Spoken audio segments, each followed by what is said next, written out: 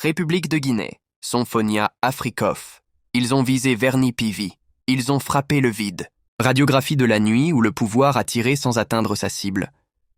Cette nuit-là, le pouvoir a cru tenir une piste. Une position présumée, un point fixe dans un quartier vivant. Alors il a tiré. Pendant des heures, Symphonia Afrikoff a été noyé sous le feu, transformé en théâtre d'opérations sans ennemi visible. Le bruit des armes lourdes a remplacé toute intelligence tactique. Les blindés ont avancé, les forces spéciales ont ratissé, les civils ont subi. Mais la cible n'a jamais été atteinte. Entre 3h et 6h du matin, le quartier s'est réveillé sous une pluie de détonations. Des tirs nourris, continus, insistants.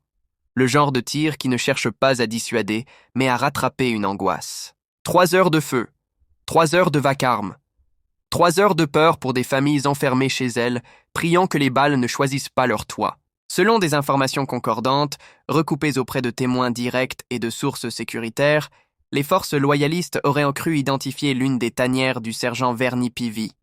Une position présumée, une piste, une obsession. Alors ils ont tiré. Les témoins décrivent un crépitement métallique ininterrompu, traversant la nuit comme une sirène de guerre. Au matin, le décor parlait de lui-même, vitres éclatées, tôles criblées, impact visible autour d'une mosquée en construction.